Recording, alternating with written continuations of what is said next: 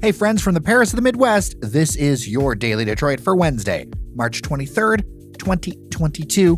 I'm Jer Stays, and today we talk glass. The 4th annual Michigan Regional Glass Exhibition opens on April 3rd, and I figured this is a great time to talk about the artistry, the medium, and what you'll see at a show that has a range of artists from the experimental to the emerging to the experienced.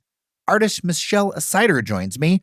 She's gotten a recent notoriety for a series of pieces inspired by something we all can relate to, potholes. Yes, there's art, even in that. We'll get started after I give some thanks. Robin, Lee, and Marjorie Lynn supported us over at buymeacoffee.com/dailydetroit. Thank you ever so much. It's a quick and simple way to appreciate the podcast, and thank you. All right, let's get started.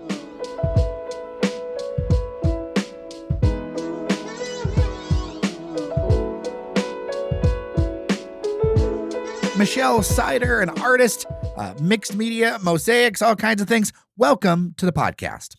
Thank you so much, Jer. I'm very excited to be here. I really appreciate it.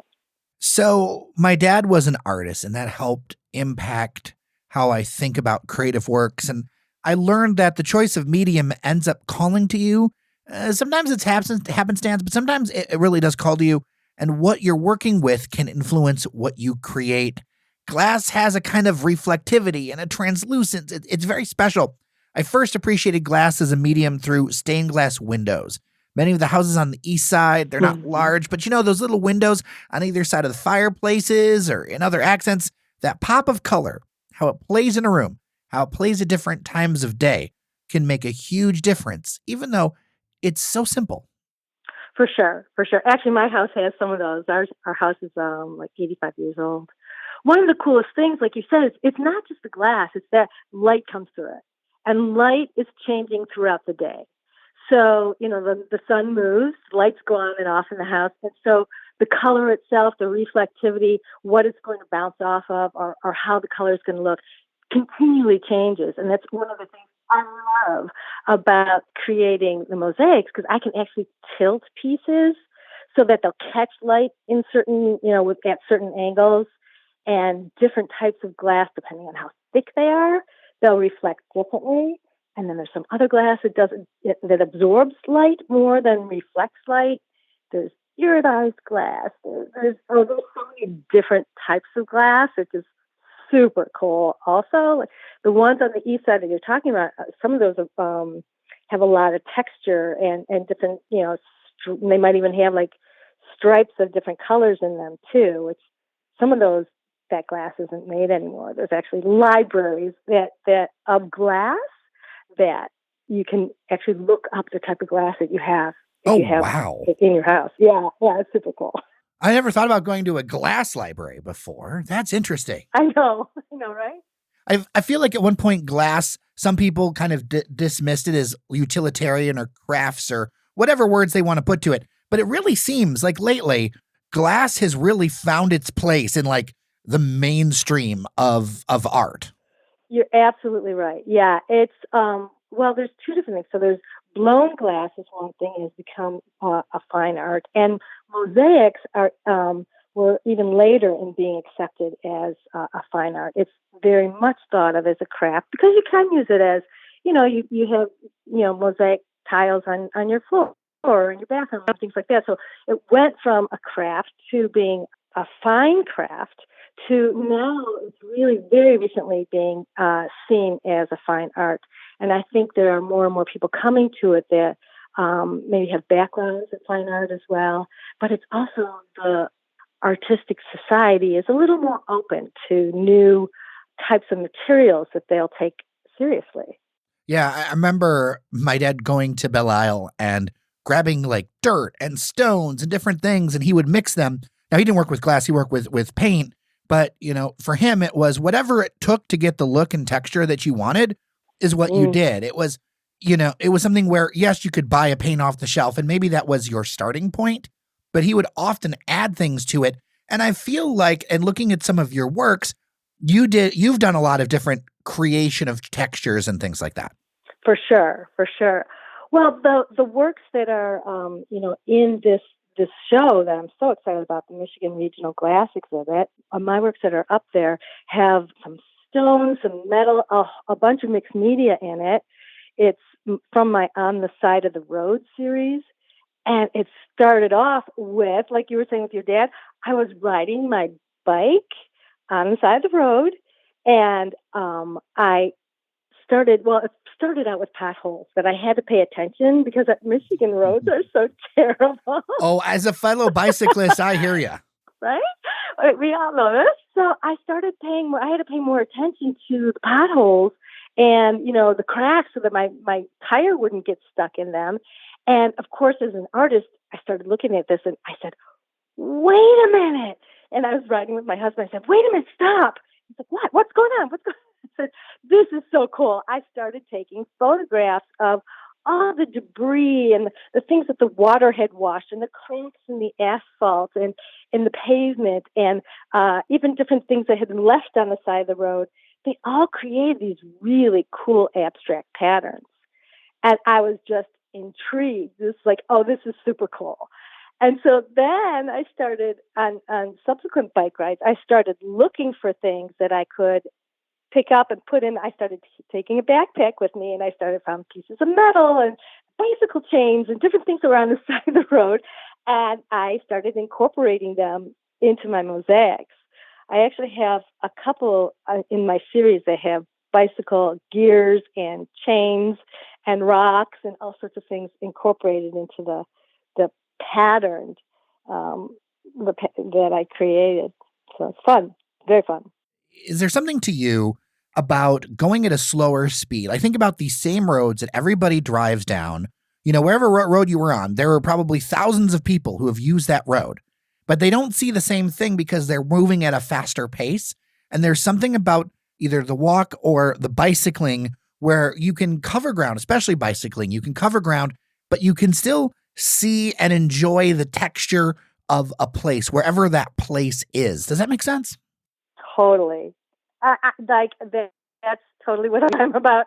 I go very slow because I notice things. I think that's the artistic eye, or just even if you're not artistic, just appreciating, taking the time to actually recognize that there's like a really cool pattern on the bark of a tree, or that the stones on the side of the road, the way that they washed up were like made a cool pattern, or the way the snow is laying on a branch in a really interesting way, and the way the sun is hitting it. I mean, I find beauty in everyday stuff, and bicycle riding and walking is the greatest way to do it because it slows you down. I think that's the only way you can see this stuff is if you allow yourself to breathe and slow down a bit and think about things, and not in their utilitarian way, but in appreciating them for what they are, whether it's a tree branch or something on the side of the road or a building or the sunset or whatever.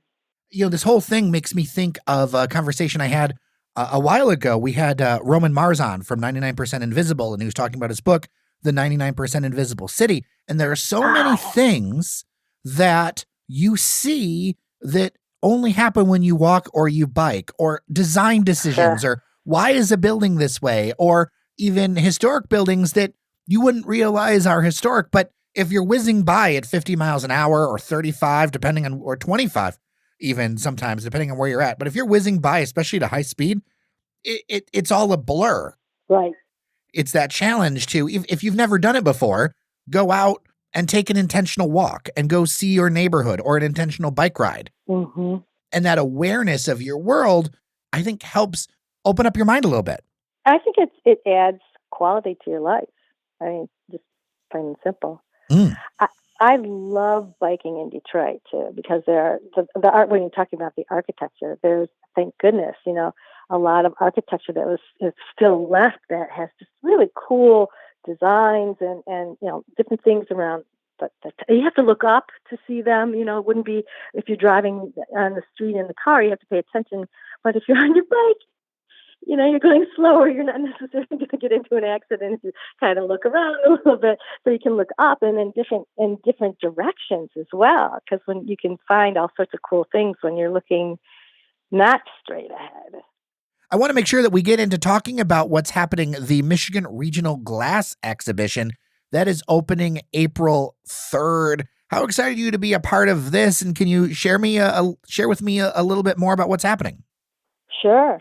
I am thrilled to be a part of this. I'm one of 53 artists, and I think that most of the artists is blown glass. So I'm really excited as a glass mosaic artist to be part of the show.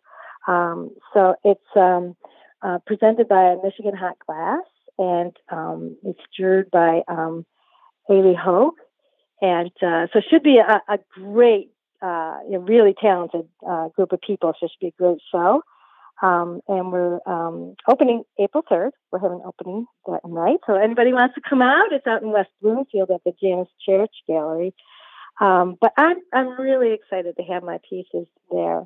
My On the Side of the Road series is kind of cool abstract series. They're long, thin pieces that present my perspective from my bicycle, looking down the road and seeing the cool textures of the broken up asphalt and things like that. And I think it'll be a nice juxtaposition. I was able to look up some of the different artists that are part of it, and there's a good variety. So that'll be really fun.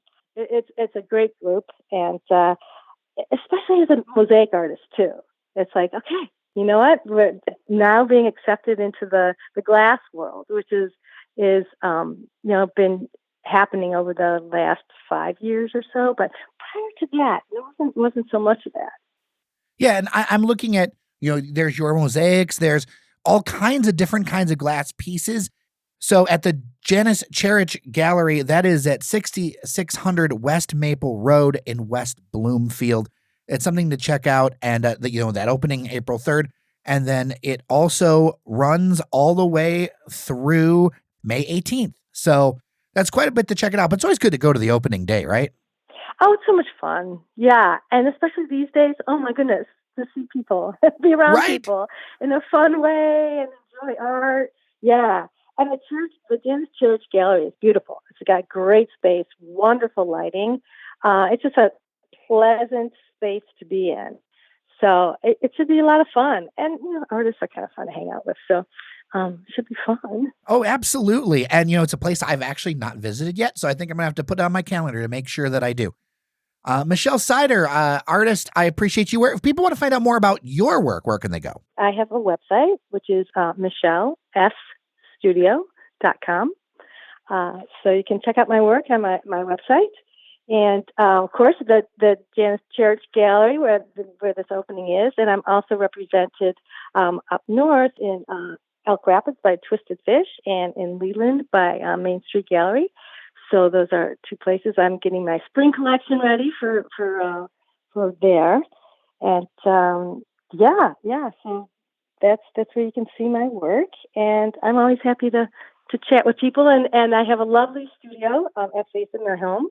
And it's kind of fun. People come and like to see my studio and all my pieces of glass. And I'm kind of a geek about glass. I've got shelves and shelves and shelves of glass.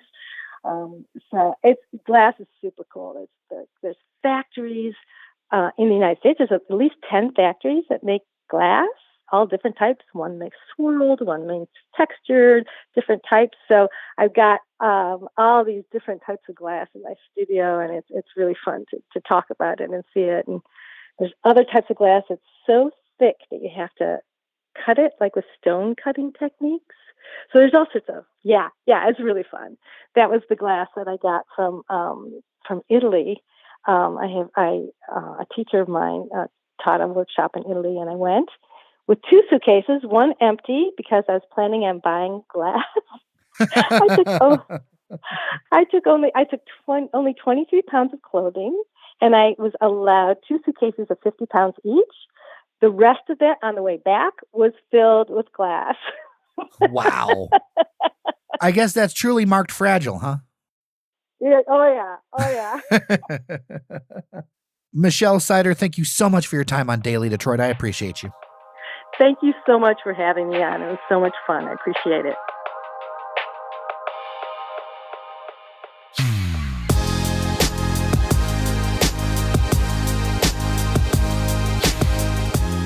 Before I let you go, I've got a question for you. Are you up for in-person events, or do you prefer virtual? Over on Twitter and Instagram stories, I'm doing a quick poll to see what people think.